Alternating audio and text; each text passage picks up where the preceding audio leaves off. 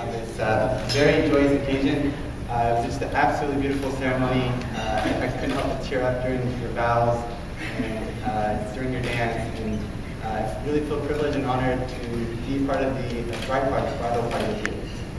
Like many of you, I'm just excited to see my friend George getting married. But it's even more special because he's getting married to Rose. And I actually had the good fortune of being there when he first met Rose. So I met George because we were in the same society, we studied often together, we became board studying partners. And then Rose was a year younger than us, an underclassman, and she lived in my building. And you would see her around my building, and George would see her as well. But it wasn't until the winter formal, that they actually met. And so a lot of you know they met the formal, but you don't know that it's actually an event mainly for first-year students. And occasionally, some older students who are, how do we say, on the prowl, right? Such an event. So, surely, George dragged me along to this event.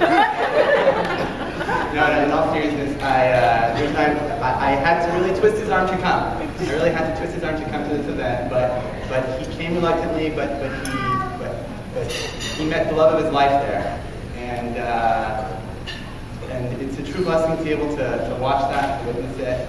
I asked George when he knew that Rose was the one. And he said, early on, in the first 6 months or so. But I was there, and I'll tell you, it was from day one.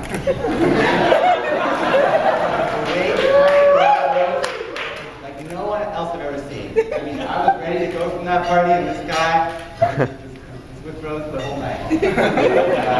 And we were study partners, so oftentimes we would meet up, set up times, meet up after class to study.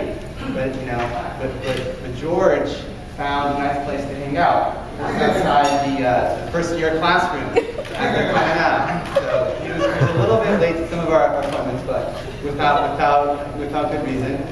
And it's funny, you remember we used to study sometimes years of pathology.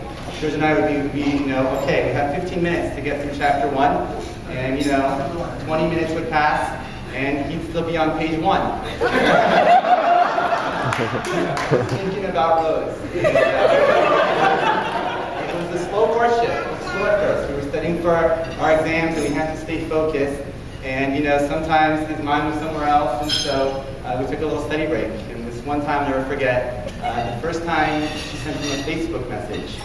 And Rose was really special, and George and I worked together sort of to the steps that he should take. So each Facebook message that she would send, we would analyze for smiling faces and traumatic.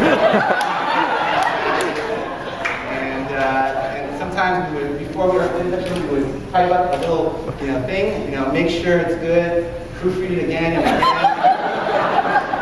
Do we send it now, or do we send it maybe tomorrow? Send it tomorrow.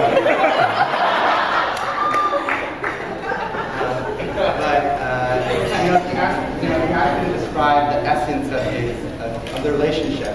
And George's courting of Rose was different because it wasn't the way he gelled his hair, how he dressed. It was what he said. It was what he said. And so it was really their wedding is really a union of the minds and a partnership for the future. They're so alike in the way they think and what they want. You're both such charismatic, determined people, so accomplished individually.